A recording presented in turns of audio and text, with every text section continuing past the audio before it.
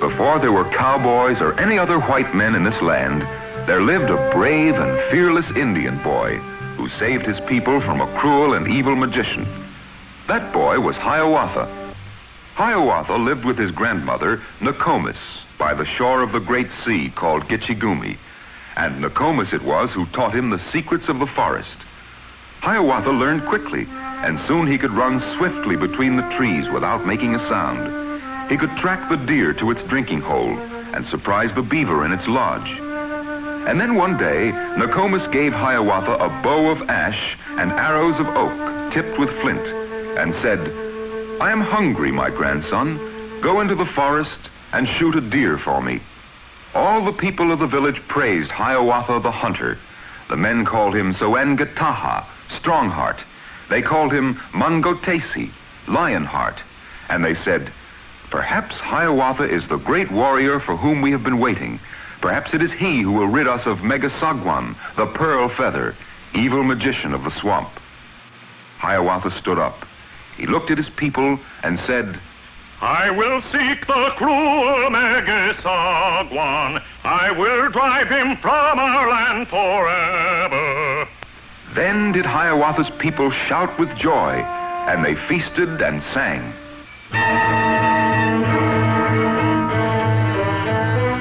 The next morning, Hiawatha began to build his chimon, the canoe in which he would paddle through the dismal swamp to the wigwam of the evil pearl feather.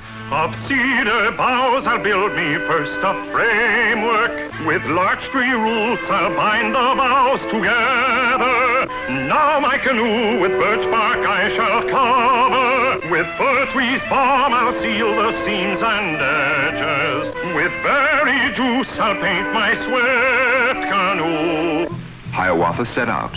His chimon sailed the black swamp water, where dwelt Dahinda the bullfrog and Kennebeek the snake. He sailed through rotting bulrushes while Sugima the mosquito sang, and Shushuga the heron rose at his approach. Finally, he came in sight of the shining wigwam of Megasagwan the pearl feather. Hiawatha fitted an arrow to his bow. He shot it at the wigwam, calling, "Come forth, Megasagwan, come out and fight, evil one." "Go home, Hiawatha. Go home to the women, coward." Then Hiawatha fitted another arrow to his bow and shot it straight at Megasagwan. "Oh, my shirt is made of magic wampum. No arrow can pierce it." Then Megasagwan seized his club and rushed at Hiawatha. Backward and forward the great fight raged, all day and long into the afternoon. Toward dusk, Hiawatha was growing exhausted. He had but 3 arrows left in his quiver, and he had not succeeded in wounding the magician.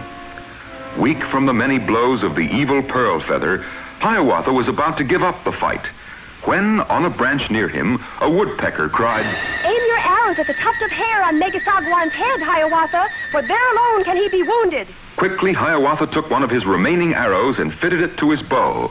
Sing! Oh! Hiawatha took his second arrow. Sing! Oh! And his third. Sing! And that was the end of Megasagwan, the pearl feather, evil magician of the swamp.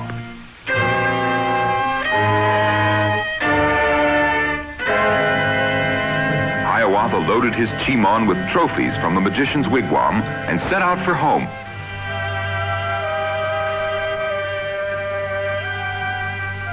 And Hiawatha, the Indian boy, became a great hero of his people.